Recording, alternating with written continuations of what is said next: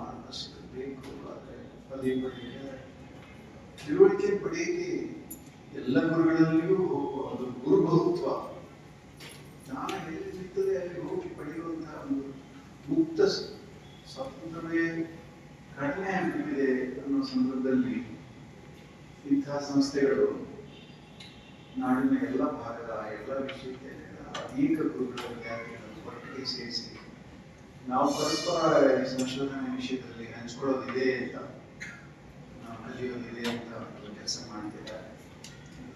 ನಾನು ಬಹಳ ಪ್ರಶಂಸೆ ಮಾಡ್ತೀನಿ. ಎರಡನೇ ಮಾತು, ನಮ್ಮ ಮನಸ್ಥಿತಿ ಸಂಶೋಧನೆಗೆ ಹಳೆ ಝೆನ್ ಕತೆ ಸಿಕ್ಕಾಪಟ್ಟೆ ಪರಿಚಿತವಾದ ಕತೆ.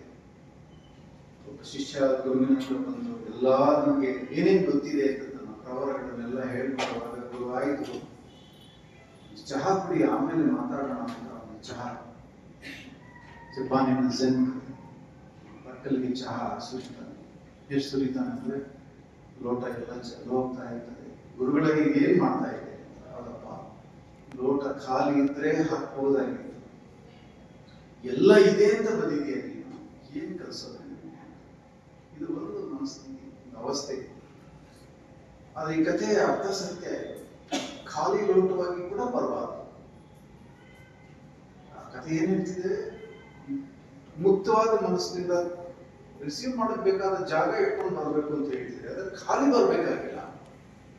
ರಿಸರ್ಚ್ ಅಲ್ಲಿ ಈಗಾಗಲೇ ಒಂದು ಮಟ್ಟದ ತಿಳುವಳಿಕೆ ಇರಬೇಕು. ಅದರಿಂದ ಆ ಚಹಾ ಸುರಿದ ಎಕ್ಸಾಂಪಲ್ ಅರ್ಧ ಸತ್ಯ. ಖಾಲಿ ಭಿಕ್ಷಾಪಾತ್ರ ಹಿಡ್ಕೊಂಡು ಬರಬಾರ್ದು. ಅದರ ನಡುವೆ ಸತ್ಯ ಇದೆ. ಏನು ಅಂದ್ರೆ ನಾವೆಲ್ಲ ಒಂದೇ ಪ್ರಯಾಣಿಕರು, ಶಿಷ್ಯರು ಅಂತ ಏನ್ ಭೇದ ಇರೋಲ್ಲ ರಿಸರ್ಚ್ ಅಲ್ಲಿ. ಒಂದ್ ಮಟ್ಟದ ತಿಳುವಳಿಕೆ ಪಡ್ಕೊಂಡಿರ್ತೀವಿ. ಚಹಾ ಇರ್ತದೆ ಅರ್ಥ, ಅರ್ಥವನ್ನು ನಾವು ಪಡಿತೀವಿ ಅಥವಾ ಅನೇಕ ಸಲ ನಾವೇ ಹಾಕೊಡ್ತೀವಿ. ಚಹಾ ಗುರುನೇ ಕೊಡ್ಬೇಕಾಗಿಲ್ಲ, ಗೆಳೆಯರು ಕೊಡ್ಬೋದು, ಪುಸ್ತಕಗಳು ಕೊಡ್ಬೋದು, ಇಂತಹ ತರಬೇತಿ ಕಮಟಗಳು ಕೊಡ್ಬೋದು. ಅದರಿಂದ ತಿಳುವಳಿಕೆಯನ್ನು ಎಲ್ಲಿಂದಾದರೂ ಪಡೆಯುವಂತಹ ಮುಕ್ತ ವಾತಾವರಣ ಏರ್ಪಟ್ಟಲ್ಲಿ ಕರ್ನಾಟಕದಲ್ಲಿ ನಡೀತಿರುವ ಕನ್ನಡ ಸಾಹಿತ್ಯದ ಬಗ್ಗೆ ಸಂಶೋಧನೆಗಳು ಬಹಳ ಬದಲಾಗ್ತವೆ ಅಂತ ನಾನು ಅನ್ಕೊಂಡಿದ್ದೀನಿ. ಮೂರನೇ ಮಾತು, ನನ್ನ ತಿಳುವಳಿಕೆಯಲ್ಲಿ ನಾನು PhD ಮಾಡಿದ ಮೇಲೆನೇ ಬರಹ ಮಾಡಿದ್ದೆ. ಹಿಂದಿನ ಬರಹಗಳೆಲ್ಲ ಬಹಳ ಕಚ್ಚಾ ಬರಹಗಳು. ಅದರಿಂದ ನಿಜವಾದ ಪಯಣ, ನಿಜವಾದ ಸಂಶೋಧನೆಯನ್ನು ಪದವಿ ತಗೊಂಡಲಾಗುತ್ತೆ ಅಂತ ನನ್ನ ಅಲ್ಲಿವರೆಗೂ ಮಾಡೋದೆಲ್ಲ ತರಬೇತಿ. ಪದವಿಯೂ ತರಬೇತಿಯ ಭಾಗ.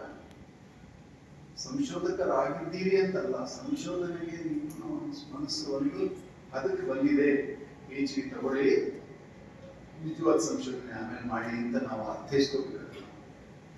ನಮ್ಗೆ ಗೊತ್ತಿದೆ ಬಹಳ ಜನ PhD ಆದ್ಮೇಲೆ ಏನು ಬರೆಯೋದಿಲ್ಲ, ಮಾಡೋದಿಲ್ಲ. ಅದನ್ನ ಗೌರವಿಸ್ತೇನೆ ನಾನು. ಅವ್ರಿಗೆ ವೃತ್ತಿ ಅಗತ್ಯ ಬೇಕಾಗಿದೆ, ಪಡ್ಕೊಳ್ಳಿ.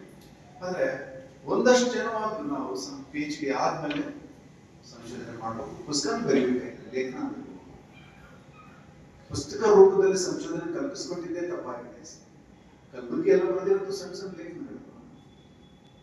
ಇಲ್ಲಿ ಯಾವ ಪರೀಕ್ಷಕರ ಭಯವನ್ನಿರಲ್ಲ, ಯಾವ ಪದವಿ ಅವನ ಹಂಗಿರಲ್ಲ, ನಿಯಂತ್ರಿಸಬೇಕು. ನಿಜವಾಗ್ಲೂ PhD ಆದ್ಮೇಲೆ ರಿಸರ್ಚವಾಗ್ತದೆ. ಅಂಥ ಜನರಿಗೆ ನೀವು ಮಾನಸಿಕವಾಗಿ ಸಿದ್ಧ ಆಗಿರಿ ಅಂತ ನಾನು ಭಾವಿಸಿ ಕೊನೆ ಮಾತು ಬಹಳ ಇಂಪಾರ್ಟೆಂಟ್ ಆಯ್ತು. ಅಂದ್ರೆ ಕನ್ನಡದ ಒಂದು ಸಾಹಿತ್ಯ ಕೃತಿ ಮೇಲೆ ನೀವೆಲ್ಲ ಚರ್ಚೆ ಮಾಡಿ ಪುಸ್ತಕ ಮಾಡಿರೋದು, ಇದು PhD ಸಂಬಂಧಿಸಿದ ಕನ್ನಡದ ಜೊತೆಗಿನ ಸಂಬಂಧ, ಸಾಹಿತ್ಯ ಜೊತೆಗಿನ ಸಂಬಂಧ, ನಾಡಿನ ಜೊತೆಗಿನ ನಿಮ್ಮ ಸಂಬಂಧವನ್ನ ಅದು ಸೂಚಿಸ್ತಾ ಇದೆ. ಇದನ್ನೇ ನಾನು ಪದವಿ ನಂತರ ಮಾಡಬೇಕಾದ ಕೆಲಸ. ನಮಗೆ ಇಷ್ಟಪಟ್ಟ ಪುಸ್ತಕ, ಲೇಖಕರ ಘಟನೆ ಮೇಲೆ ವಿಶ್ಲೇಷಣೆ ಮಾಡೋದೇ ನಾವು ರಿಸರ್ಚ್ಗೆ, ನಮ್ಮ ಪದವಿಗೆ ನಿಜವಾಗ್ಲೂ ಸಲ್ಲಿಸುವ ಸೇವೆ ನಾನು ಭಾವಿಸಿದ್ದೇನೆ. ಸಾಮಾಜಿಕ ಜವಾಬ್ದಾರಿ. PhD ಆದ್ಮೇಲೆ ಬರೆಯುವ ಬರಹವೇ ನಿಜವಾಗ್ಲೂ ಸಾಮಾಜಿಕ ಜವಾಬ್ದಾರಿ. ಅಲ್ಲಿವರೆಗೂ ನಮ್ಮ ಸ್ವಾರ್ಥ, ಆ ಸ್ವಾರ್ಥದ ಬಗ್ಗೆ ನಾನು ಬೇರೆ ಏನನ್ನು ಹೇಳಿದ್ದಾರೆ ಅದಿರಬೇಕು, ಬೇಕು, ನಮ್ಮ ಪದವಿ ಬೇಕು, ಉದ್ಯೋಗಕ್ಕೆ, ಸಾಮಾಜಿಕ ಸ್ಥಾನಮಾನಕ್ಕೆ. ಅದು ನಿಜವಾಗ್ಲೂ ನಮ್ಮ ಕೆಲಸ, ನಾಡಿಗೆ ಕೆಲಸ ಶುರುವಾಗೋದು ಈ ಥರದ ಕೆಲಸಗಳು. ಕನ್ನಡಕ್ಕೆ ಒಂದು ಅಂತಾರಾಷ್ಟ್ರೀಯ ಪ್ರಶಸ್ತಿ ತಂದುಕೊಟ್ಟ ಒಂದು ಪುಸ್ತಕದ ಮೇಲೆ ಚರ್ಚೆ ಮಾಡಿದೆ. ಬಹಳ ಇಂಪಾರ್ಟೆಂಟ್. ಅದೃಷ್ಟ ಅಂದ್ರೆ ನಮ್ಗೆ ಅನೇಕ ಸಲ ದೊಡ್ಡ ಬಹುಮಾನ ಬರೋವರೆಗೂ ಆ ಪುಸ್ತಕದ ಮೇಲೆ ಅಲ್ಲಿ ಕನ್ನಡ ತಾಲೂಕು ಕೆಡಿಸಿರೋದು ಈ ಪ್ರವೃತ್ತಿ ಕೂಡ ಹೋಗಿ ನಮಗೆ ನಾವು ಏಕಾಂತದಲ್ಲಿ ಓದಿದ ಅತ್ಯುತ್ತಮವಾದ ಲೇಖನ, ಅತ್ಯುತ್ತಮವಾದ ಒಂದು ಕತೆ ಕಾದಂಬರಿನ ಬರೆಯಕ್ಕೆ ಶುರು ಮಾಡೋದ್ರ ಮೂಲಕ ಕನ್ನಡದಲ್ಲಿ ವಿಮರ್ಶಕರಿಲ್ಲ, ಸಂಶೋಧಕರಿಲ್ಲ ಅಂತ ಏನೊಂದು ಆಕ್ರಂದನ ಇದೆ, ಆಲಾಪ ಇದೆ. ಆ ಆಲಾಪಕ್ಕೆ ನಾವು ಉತ್ತರ ಕೊಡಬೇಕಾಗಿದೆ ಅಂತ ಹೇಳಿ ಭಾವಿಸ್ತೇನೆ. ನಮಸ್ತೆ.